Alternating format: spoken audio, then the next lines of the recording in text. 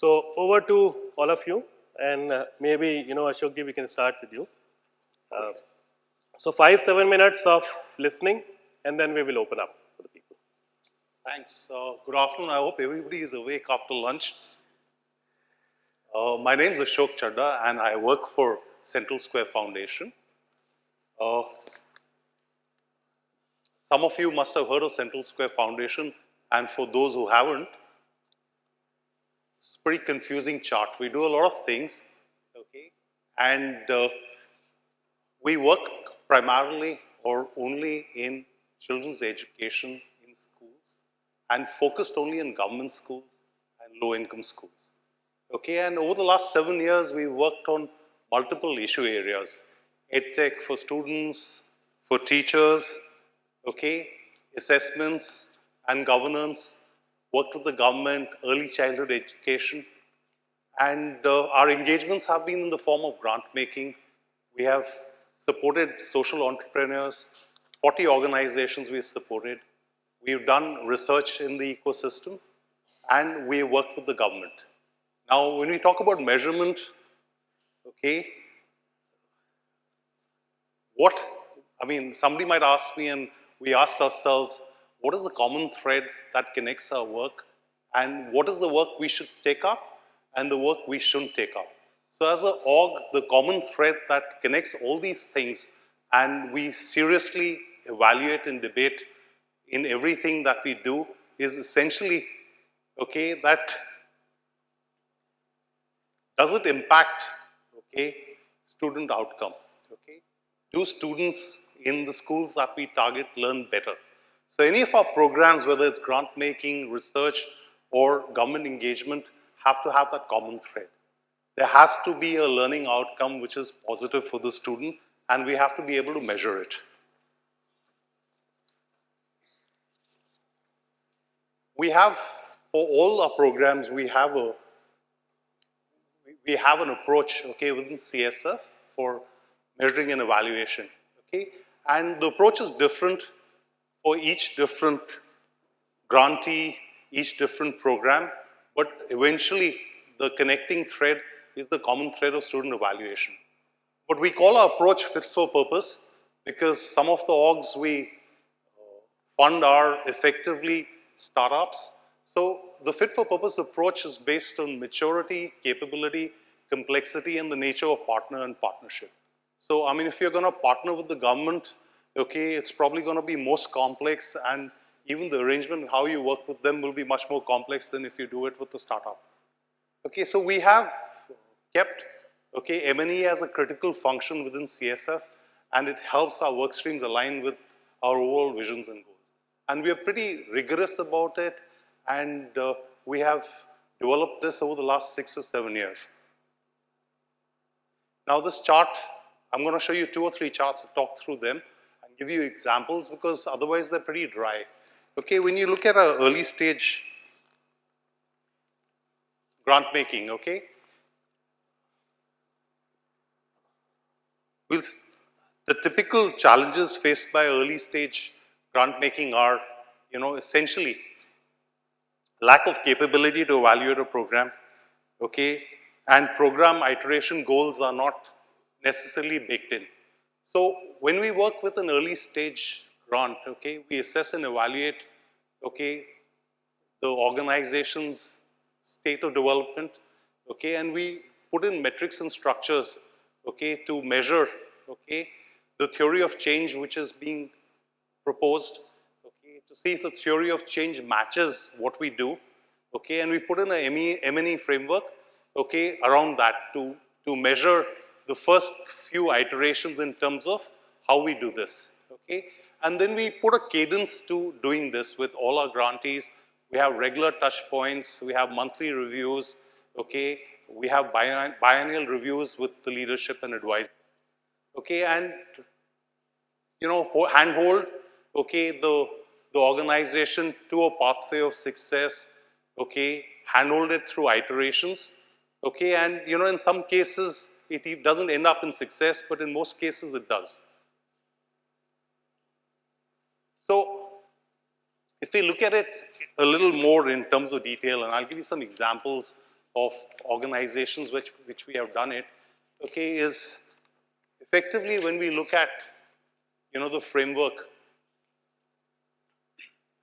So when we take a new org, okay, we work in terms of an evidence-based pathway, okay, and, start the org on its journey, okay, and then put in the M&E systems, okay, and processes to track progress, gather feedback, and have enough iterations, because it's not possible for any org, especially in a complex area like education, okay, to have it right in one iteration. So multiple iterations, okay, and then we do this. So one of the orgs which we worked with for the last 5 years, okay, was an org called Indian School Leadership Institution, okay, and their theory of change was, and it's backed with international evidence, effectively that the quality of leadership or the quality of a principal, okay, in a school impacts, okay, learning levels of children in a very significant way. There's lots of international evidence around this. So when we started off with this org, it was a startup org, okay, we funded the org, and they developed an initial pilot based in one city, which was very resource intensive, okay, and over the last 5 years, they've iterated it. We stuck with measurements. We stuck with measuring, okay, children's learning outcomes, following the principles after they were trained to see whether, learning outcomes improved successfully or not. So over the last 5 years, the organization's iterated, gone from strength to strength, has changed its model from intensive to less intensive, from private schools to cover government schools, okay, and we've also gone in terms of measuring student outcomes from internal measurement to external measurement. So we had GMI measure it, and at last they've done 14 schools, they're present in 5 cities, and there was a 21% improvement, okay, in learning levels, both in English and mathematics, which were tested, okay, for private schools or low-income private schools which had principals from the ISLI system versus, schools, low-income private schools which didn't have principals.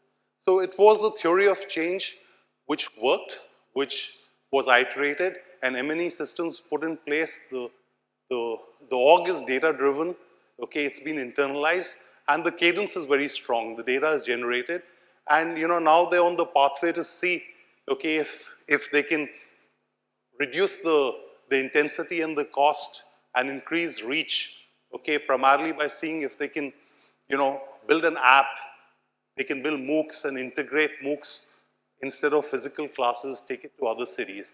So this is an example where we've been successful.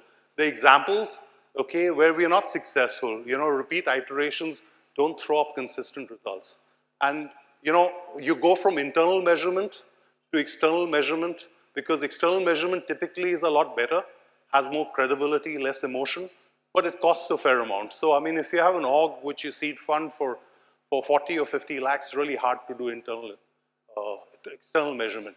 So, but the culture has to be there, the metrics have to be set, okay, and we do this for all our grantees.